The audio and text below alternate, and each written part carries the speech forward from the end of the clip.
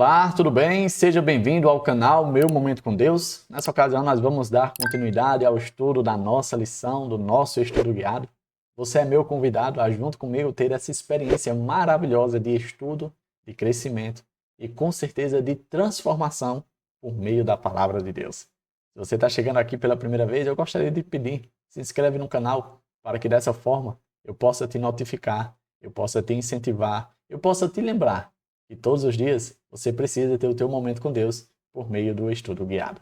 Tá certo? Antes de nós conhecermos qual será o tema de hoje, eu quero convidar você a orar comigo. Vamos juntos, então? Senhor Deus, estás nos céus, muito obrigado, Pai, por mais uma oportunidade que o Senhor concede a cada um de nós e poder estudar a Tua Palavra. Sabemos que existem alguns lugares no mundo em que a Tua Palavra, a Santa Bíblia, não é permitida, não é aceita. E nós que vivemos do lado de cá, quem sabe numa realidade totalmente vantajosa para essa ocasião, muitas vezes a gente tem deixado passar as oportunidades de ter esse momento agradável contigo, quanto muitas outras pessoas gostariam de ter. Então, Pai, faz com que dentro de cada um de nós comece a surgir um sentimento de prazer, de alegria, de poder estudar a Tua Palavra, de poder estar contigo. Nós sabemos que a natureza carnal não se alegra com isso. Porém, a natureza espiritual que há dentro de cada um de nós, ela não apenas se alegra, mas ela é quem nos conduz para perto de Ti. Perdoa os nossos pecados, as nossas transgressões. Fica conosco, dá-nos a Tua paz. É isso que nós te pedimos em nome de Jesus Cristo. Amém. Chegamos ao estudo de quarta-feira, basicamente a metade da semana. E o estudo é o secamento do Eufrates. Esse é um tema muito importante. Inclusive, muitas pessoas têm falado sobre esse assunto, achando que, pelo fato do rio Eufrates estar secando, algumas coisas irão acontecer. E hoje nós vamos entender o que significa, de fato, o secamento do rio Eufrates. E ele está dentro do contexto que a gente viu ali na introdução sobre exatamente a queda, a derrota de Babilônia para os medos e persas. Tá bom? Então, separei aqui alguns pontos para o nosso estudo. O primeiro ponto que eu destaquei diz o seguinte, ó. Um dos pontos fortes de Babilônia era a maneira como o rio Eufrates passava por baixo de suas muralhas, fornecendo à cidade um suprimento ilimitado de água. De fato, isso era uma vantagem muito boa. Imagina, por exemplo, uma situação de cerco, em que a cidade ela é cercada ali por um exército inimigo. As situações que os exércitos faziam isso era para que, com o passar do tempo, ganhassem, ou seja, adquirissem vitórias sobre o reino cercado. Porque como ninguém ia sair, a água iria acabar, a comida iria acabar, ou seja, aquilo de básico para a sobrevivência iria acabar. Porém, Babilônia, ela tinha essa vantagem. Mesmo que ela fosse cercada, os moradores, as pessoas, não ficariam sem suprimentos. Eles poderiam plantar dentro, eles poderiam colher, eles poderiam beber, ou seja, tudo de básico e necessário para a sobrevivência estava dentro das muralhas. Porém, ao mesmo tempo que isso é uma vantagem, a gente percebe pela história que foi exatamente o que causou a ruína de Babilônia. De acordo com a história, a rainha Nitocris, a filha de Nabucodonosor, ela procurou fazer alguns trabalhos ali na terra, e aí, para que esses trabalhos fossem efetivados com segurança e com rapidez, ela decidiu desviar o curso do rio Eufrates, para que os trabalhadores pudessem trabalhar ali de forma tranquila e em paz. E foi exatamente aí que os medos e os persas viram como eles poderiam invadir Babilônia e assim derrubar o Império Babilônico. Ou seja, mediante a atitude de um de dentro, foi exatamente onde mostrou o ponto fraco do grande império, do grande reino de Babilônia. Olha esse outro ponto que eu destaquei. Ó. O antigo historiador grego, Heródoto, relata que aqueles que viviam no centro de Babilônia não tinham ideia de que os subúrbios haviam caído, pois era uma época de festival e todos estavam dançando e se entregando aos prazeres. Veja que esse historiador, ele relata uma cena, uma situação muito parecida com aquilo que a gente leu no estudo de ontem, que foi exatamente o contexto do capítulo 5 de Daniel, verso 1 ao 31, onde exatamente mostra que Belsazar, né, o filho de Nitócles, estava dando ali uma festa, estava se embebedando, estava fazendo coisas terríveis, junto com os nobres e os ricos ali de Babilônia. E aí, de acordo com o historiador, essa era a realidade que se foi encontrada quando exatamente Dário invadiu ali Babilônia. Para você ter uma ideia, foi uma surpresa quando eles perceberam que o inimigo já estava dentro de casa. Para você ter ideia, eles estavam tão à toa, tão alheios, quem sabe tão embriagados com a falsa sensação de segurança que eles nem perceberam quando o inimigo adentrou as suas portas. E esse contexto histórico vai ser a base para a gente entender o contexto profético do livro de Apocalipse, que inclusive nós vamos ler agora. Apocalipse capítulo 16, o versículo 12 ao 19, diz assim, ó. O sexto anjo derramou a sua taça sobre o grande rio Eufrates, e secaram-se as suas águas para que fossem preparado o caminho para os reis que vêm do Oriente. Então vi saírem da boca do dragão, da boca da besta e da boca do falso profeta 3 espíritos imundos semelhantes a rãs. São espíritos e demônios que realizam sinais miraculosos. Eles vão aos reis de todo o mundo, a fim de reuni-los para a batalha do grande dia do Deus Todo-Poderoso. Eis que venham como ladrão. Feliz aquele que permanece vigilante e conserva consigo as suas vestes, para que não ande nu e não seja vista a sua vergonha. Então os 3 espíritos os reuniram no lugar que, em hebraico, é chamado Armagedon.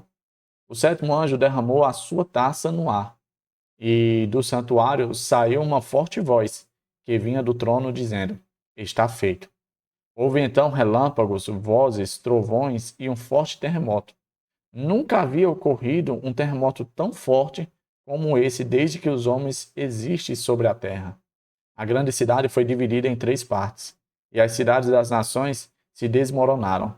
Deus lembrou-se da grande Babilônia e lhe deu o cálice de vinho do furor da sua ira. Esse texto é bastante interessante porque as pessoas se utilizam desse contexto de Apocalipse para levantar hipóteses, suposições, interpretações que não têm nada a ver com a Bíblia. Alguns relatam que atualmente o rio Eufrates ele está secando, né? Está passando ali por uma situação de seca. E aí as pessoas estão tomando conclusões com base nesse contexto de que possivelmente alguma coisa catastrófica vai acontecer. Quando, na verdade, a gente percebe, com base no contexto ali do livro de Daniel, sobre a invasão dos Medos e Persas, sobre a vitória de Dário sobre a Babilônia, que o que João estava querendo dizer é que, de forma surpresa, Deus irá voltar. Deus irá derrotar a Babilônia espiritual. Olha esse ponto que eu destaquei, ó. Ao explicar como discernir os sinais dos tempos, Jesus advertiu aos seus discípulos. Olha que interessante. Esse verso que eu vou ler aqui, que está lá em Mateus 24, versos 42 e 43, que a gente vê, de certo modo, semelhança com o que João escreveu em Apocalipse. Diz assim, ó. Portanto, vigiem, porque vocês não sabem em que dia virá o Senhor de vocês. Porém, considerem isso. Se o pai de família soubesse a que hora viria o ladrão, vigiaria e não deixaria que a sua casa fosse arrombada. Veja que essa situação que Jesus descreveu sobre o arrombamento da casa foi exatamente a realidade que Babilônia, ali no contexto do capítulo 5 de Daniel, vivenciou. Dário invadiu, secando o rio Eufrates, para adentrar sem precisar guerrear com nenhum soldado. Tomou Babilônia sem precisar derrubar nenhuma muralha, sem precisar bater na porta. Ou seja, Dário, ele veio como ladrão, de forma surpresa. Jesus se utiliza desse contexto histórico para exemplificar a forma como ele também voltará. Por isso que lá no contexto do Apocalipse fala sobre a sexta praga, que é exatamente o secamento do rio Eufrates. Ou seja, a sexta prática irá evidenciar que Jesus está prestes de voltar. Em outras palavras, o contexto de Apocalipse, ele não é de forma literal se referindo ao secamento do rio literal Eufrates, mas é de forma simbólica para demonstrar que Jesus voltará e de forma surpresa irá pegar muitos que não se prepararam. Por isso que lá no contexto de Apocalipse fala que é importante que a gente esteja vestido para não ser pegos nu. Como é que uma pessoa se sente quando é pega nua? Não é desprotegida? Não é, quem sabe, envergonhada? Não é, quem sabe, desprovida de segurança? Pois é. Para que eu e você não estejamos vivendo a mesma realidade, o mesmo sentimento de ser pegos nu, eu e você precisamos estar atentos ao estudo da palavra, ao estudo das profecias, interpretando da maneira correta, para também não sermos pegos desprevenidos. Seguindo o conselho de Jesus, vamos vigiar a nossa casinha, para que o ladrão não venha e não pegue a gente de maneira desprotegida e desprevenido, tá certo? Eu separei o último ponto aqui do nosso estudo, diz assim, ó: o mundo não será pego de surpresa apenas por quem ignora o que Deus previu. Ficará surpreso porque escolheu não acreditar no que ele disse que aconteceria.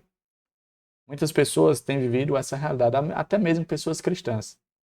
Por conta que Jesus está voltando, demorando a voltar, algumas pessoas acabam caindo na incredulidade. E aí acabam vivendo essa realidade de não acreditar. E aí, por não acreditar nos vários alertas, nas várias profecias de forma detalhada que Deus deixou para nos preparar, para, quem sabe, nos mostrar os sinais à volta de Jesus, essas pessoas serão surpreendidas. Que essa realidade não seja nem a minha, nem a sua. Tá bom? Chegamos ao fim de mais um estudo. Hoje falando sobre o tema o secamento do Eufrates, interpretando da forma correta. E, na verdade, o significado do secamento do Eufrates é simplesmente para demonstrar como, de forma surpresa, Deus pode voltar, se utilizando ali do contexto da invasão de Dário sobre Babilônia. Tá bom? Se você acha que esse estudo foi um estudo interessante e relevante, eu gostaria de pedir para que você desse o gostei, para que por meio desse gostei a plataforma recomendar para outras pessoas e assim o canal continuar crescendo com as pessoas que dedicam parte do seu tempo para ter o seu momento com Deus. Se você quiser também, você pode compartilhar de forma ativa e direta para os seus contatos. E dessa forma não somente eu, mas você também estará propagando as boas novas do Evangelho. É isso? Eu quero te ver aqui no próximo estudo. Até a próxima e tchau, tchau.